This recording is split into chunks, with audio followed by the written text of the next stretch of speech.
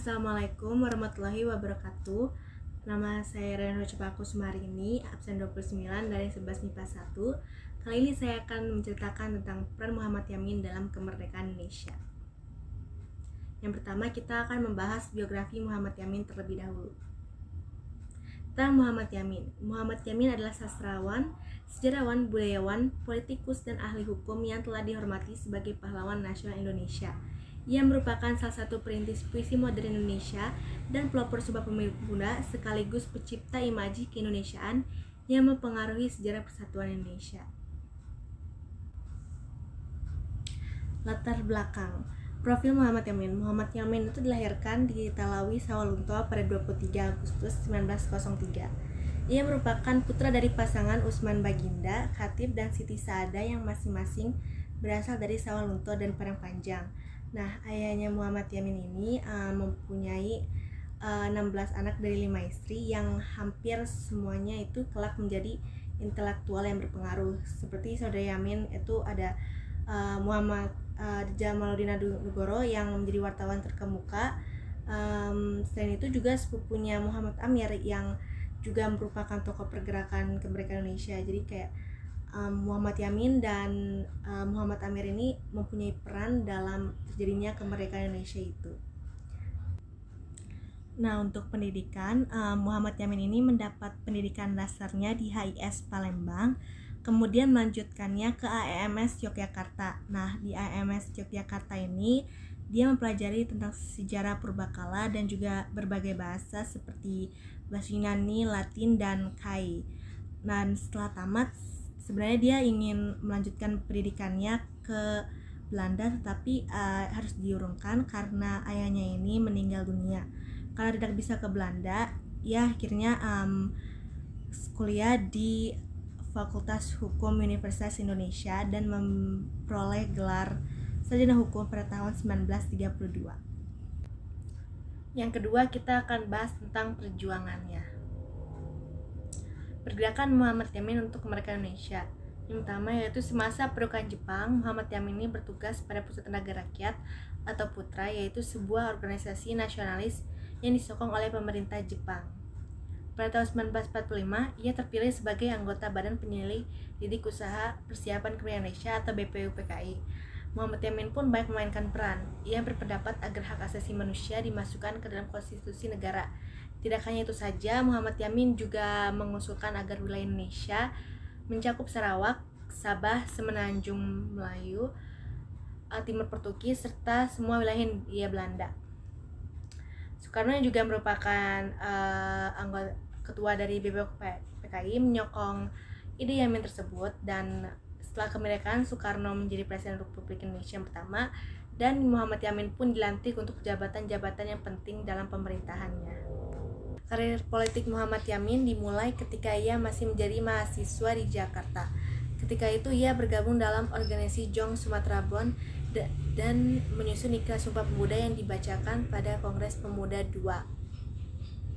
Dalam ikrar tersebut, ia menetapkan bahasa Indonesia yang berasal dari bahasa Melayu sebagai bahasa nasional Indonesia. Melalui organisasi Indonesia Muda, Yamin mendesak supaya bahasa Indonesia dijadikan sebagai alat persatuan. Kemudian setelah kemerdekaan, bahasa Indonesia pun menjadi bahasa resmi serta bahasa utama dalam kesusastraan Indonesia. Dan FYI, pada tahun 1932, Muhammad Yamin memperoleh gelar sarjana hukum dan bekerja dalam bidang hukum juga hingga tahun 1942. Pada tahun yang sama, Muhammad Yamin tercatat sebagai anggota Partindo. Setelah Partindo bubar bersama Dina Kapau, Gani, dan Amir Saifuddin, ia mendirikan Gerakan Rakyat Indonesia atau Gerindo. Sekarang saya akan bahas tentang jabatan Muhammad Yamin. Setelah kemerdekaan, jabatan-jabatan yang pernah dipangku oleh Muhammad Yamin antara lain anggota DPR sejak tahun 1950, Menteri Kehakiman 1951, Menteri Pengajaran, Pendidikan, dan Kebudayaan tahun 1953 sampai 1955, Ketua Dewan Perancangan Nasional 1998 sampai 1963, Menteri Sosial dan Kebudayaan 1959 sampai 1960, Ketua Dewan Pengawas IKBN antara 1961 sampai 1962, dan Menteri Penerangan tahun 1962 sampai 1963. Jadi cerita tentang pas dia menjadi Menteri Kehakiman. Jadi itu Muhammad Yamin itu membebaskan tahanan politik yang dipenjara tanpa proses pengadilan, tanpa gerasi dan remisi. Nah, maksudnya gerasi itu ampunan yang diberikan kepada negara terhadap seseorang yang dijatuhi hukuman. Dan remisi itu adalah pengurangan masa pidana yang diberikan kepada narapidana yang telah berkelakuan baik selama menjalani pidana. Nah, jadi tanpa gerasi dan remisi, Muhammad Yamin ini mengeluarkan 950 orang tahanan yang dicap komunis atau sosialis. Atas kebijakannya itu, ia pun dikritik oleh banyak anggota DPR. Namun Muhammad Yamin berani bertanggung jawab atas tindakannya tersebut. Kemudian di saat menjabat Menteri Pengajaran, Pendidikan, dan Kebudayaan, Muhammad Yamin banyak mendorong pendirian universitas-universitas negeri dan swasta di seluruh Indonesia. Terakhir, saya akan membahas tentang karya-karya Muhammad Yamin.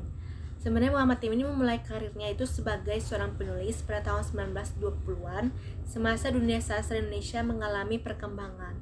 Karya-karya pertama yang ditulis menggunakan bahasa Melayu dalam jurnal Jong Sumatera, sebuah jurnal berbahasa Belanda pada tahun 1920. Sini ada dua contoh karya-karya Muhammad Yamin. Yang pertama ada Tanah Air. Tanah Air ini merupakan karya pertama Muhammad Yamin pada tahun 1922. Tanah Air merupakan himpunan puisi modern Melayu pertama yang pernah diterbitkan.